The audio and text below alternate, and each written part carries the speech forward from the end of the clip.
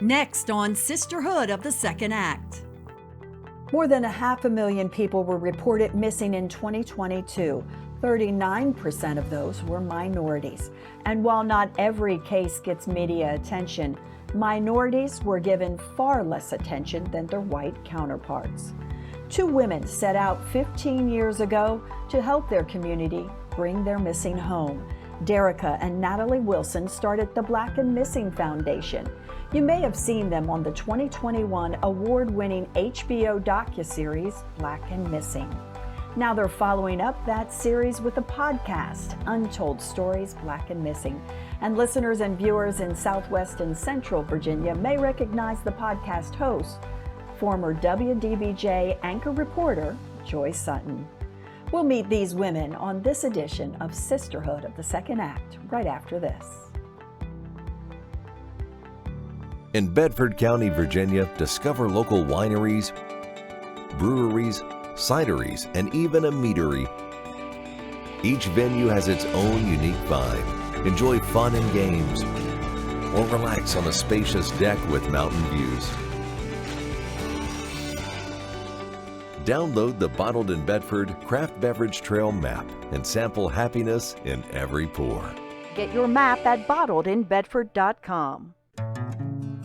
I'm going to be an oak tree. I think I'll be a dogwood tree.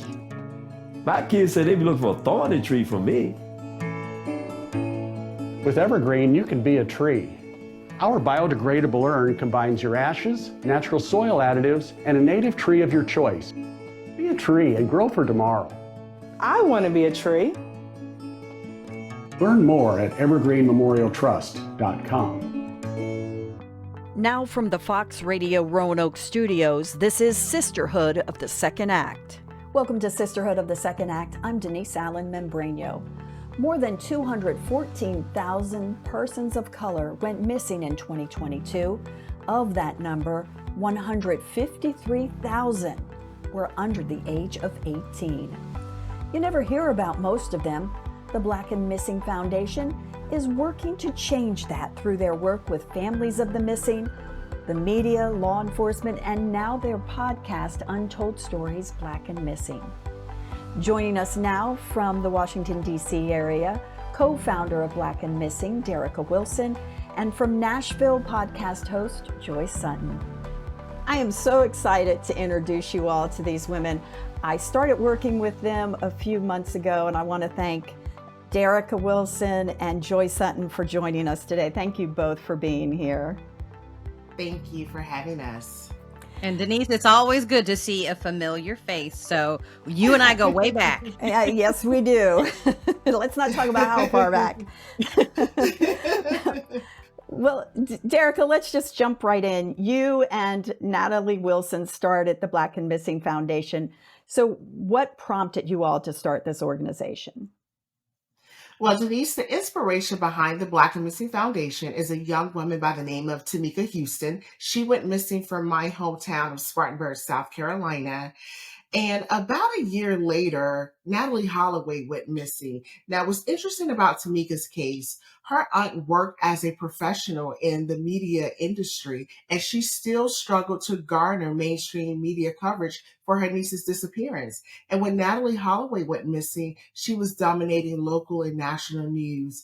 Rebecca went to those same outlets, and she was met with silence. And it really saddened us because we wanted to see, was this really an issue that was impacting our community? So Natalie and I decided to do some research. And at the time we started the organization in 2008, we discovered that 30% of missing persons were persons of color, and that number has since increased. So my background is law enforcement, and Natalie's background is media and public relations. And those are the two critical professions needed in helping us find us. So how do you all help families? In addition, I know you mentioned you help them with media coverage. What else does the organization do for these women, or for these missing people, rather? Well, for these families, we are boots on the ground. We help them with the process of navigating law enforcement. If they don't have a police report, we help them file a police report. We partner with law enforcement so we can help solve these cases as well. So we get tips in from our community that we share with law enforcement, because we know that there is a sense of distrust with our community and law enforcement. But being able to hold these families' hands and walk with them through this process so they know that they're not alone. We also create flyers for these families, just so we can help get that information out instantaneously. You know, we are not naive. We know that every case is not going to make the 5 and 10 o'clock news cycle. The social media has been very vital in our operations. And what we want our community to do is be our digital milk carton. So by creating these flyers for these families to share, it helps spread the awareness. Now, Joy, how did you get involved with the Black and Missing Foundation? Well, I always say that God is strategic. And I ended up going to this conference and sitting across from Natalie Wilson. And when I saw her, she was talking about the organization winning a Black Girls Rock Award.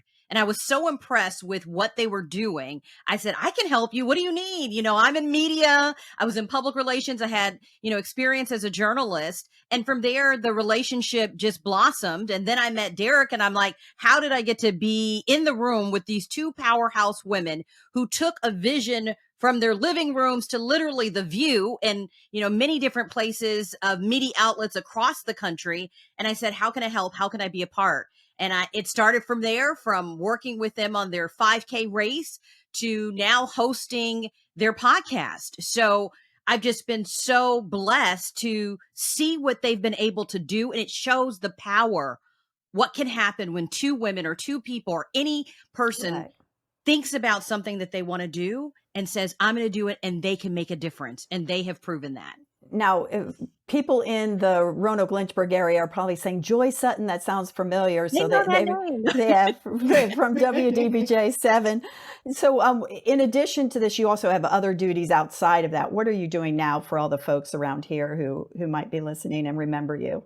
Well, I still have that journalism bug. So there is a part of me that is still involved in telling powerful stories. As I mentioned, I host the Black and Missing podcast, which is Untold Stories, Black and Missing. I also host a podcast called Addiction Talk, which shares the stories of celebrities and everyday influencers who are impacted by addiction. And then I also have a show called She's Big Time Now, and how people made it in their industries. So that is one of the things that I've continued to do, is storytelling and telling impactful stories. But I also serve as the director of corporate communications for a national healthcare company. So I stay busy, but I like to do things where I know I can make an impact. And that storytelling is probably one of the ways that Black and Missing became a national name through the HBO documentary. Or docu-series, how did that get started, Derrica? And how has that impacted what Black and Missing does? So as Joy mentioned about the Black Girls Rock, in 2017, we were named Community Change Agents. And from that award with Black Girls Rock, Soledad really wanted to use her platform and put this on a larger scale so people would know what was really happening in our community. So we started working on that project soon after Black Girls Rock, and the documentary, it came out in 2021. It is an award-winning docu-series, and it peels back the layers into the systemic issues that's impacting our community. It's streaming on HBO Max. So anyone out there that's listening and viewing this interview, we encourage you to check it out because it really brings about hope as well. Like, what do we need to do to change in how missing person cases are perceived? Because at the end of the day, regardless of race, regardless of gender, and regardless of zip code, these families matter. They are valuable members of our community. And that's what we wanted people to see in our documentary. Do you think that the documentary helped answer this next question? Why is the Black and Missing Foundation necessary? It absolutely helped answer that question, Denise. Again, 40% of missing persons in the United States are persons of color. We know that number is much larger. And the reason I say that is because the Hispanic community that's missing in the country are classified with the white community, although 24% identify as Afro-Latina. So that's one issue. The other issue is law enforcement, they're not always taking our cases seriously, and they're not always entering the cases into NCIC, which is the National Crime Information Center. That is how the FBI get their reporting of who's missing across the country. So if those cases are not entered into NCIC, it's not going to capture that data. And we have seen cases numerous times that a police report was taken at the local level, but the information was never entered into NCIC. So we do know the numbers are much higher. Can you also go into the numbers, how people of color are missing longer? Isn't that the case as well? Persons of color, their cases remain open 4 times longer than our counterparts. And sadly, it's because our cases are really not taken seriously. When children are disappearing, their cases are classified as runaways. Runaways are not receiving an Amber Alert, and there really isn't a sense of urgency in finding them. In fact, there's this perception that whatever happened to that child, they brought it on themselves because they chose to run away.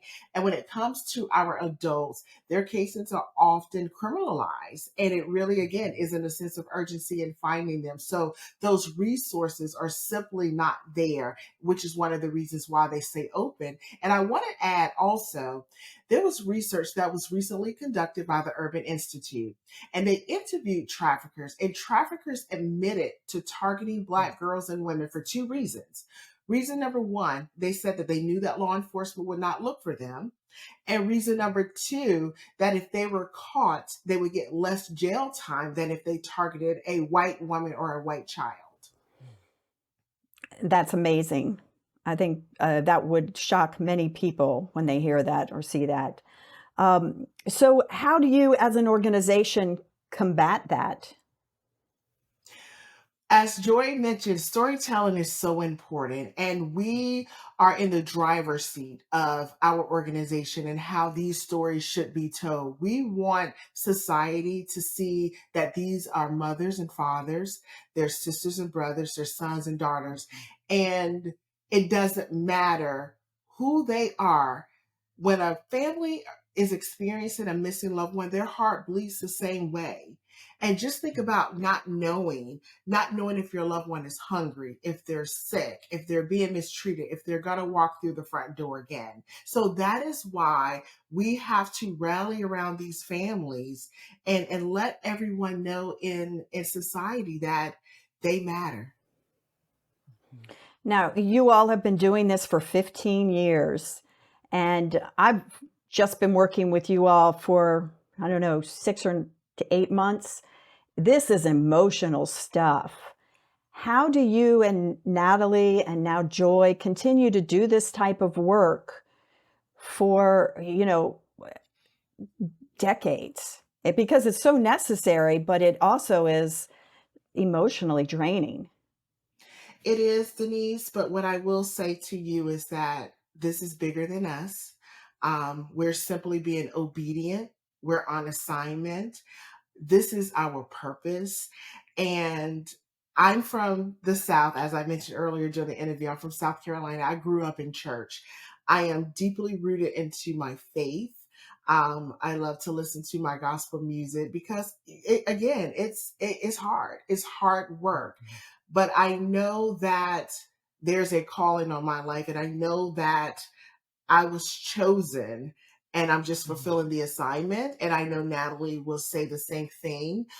She taps into her Caribbean roots. She's from Trinidad and Tobago, so she loves to listen to her soca. But that music, whether it's gospel or soca, it really ministers to our heart and our soul. I would cry it out, and then I'm ready to get back into action, spring back into action.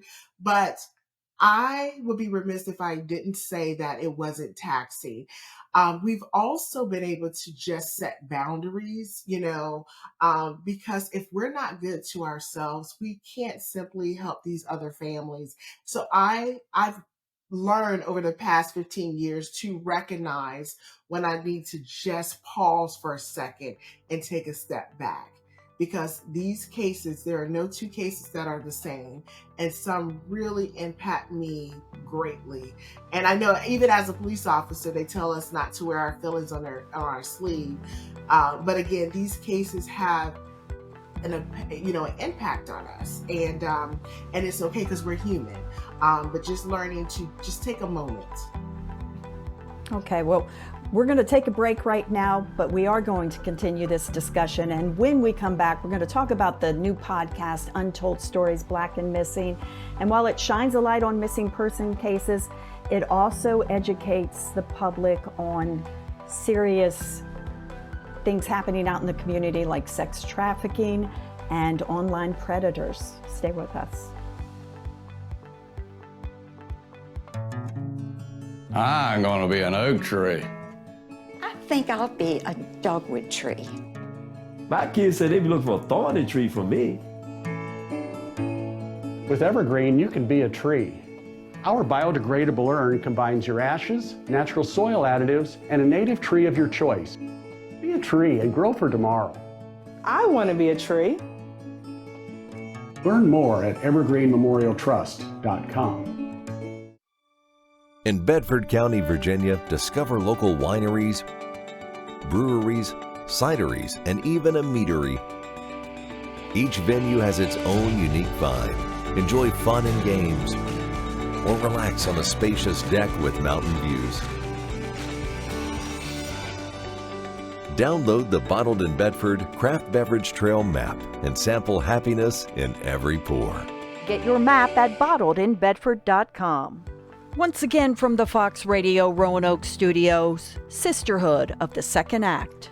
Welcome back to Sisterhood of the Second Act. I'm Denise Allen Membreño, and we're going to continue our discussion with the Black and Missing Foundation co-founder Derrica Wilson and Joy Sutton joining us today to talk about the work they do with missing persons. And right now we're going to kind of switch gears and talk about the new podcast, Untold Stories, Black and Missing. And Joy and Derrica, thank you for being with us this morning. Joy, you have to interview all these families for Untold Stories, Black and Missing. That has to be an emotional experience. We were talking about the emotion before the break. How are you handling that? It is very emotional. And I thought when I first was asked to do the podcast, I said, can I do this? I was worried because I'm a single woman and, just things like that, and just hearing the stories and then just being impacted. But as I moved through it, I was so touched by the families, and I felt this sense of needing to help them. And so that has really driven me. And I think my days of working as a news reporter help with that, because you encountered so many different things, from covering the Virginia Tech shootings and things like that. So I have been able to separate myself from it, but at the same time, I'm still able to connect with the people who are going through this, because I believe in telling their stories and being able to share what's going on with them. This could happen to any of us. Mm-hmm. And I just put myself in their shoes and say, what would I want someone to do?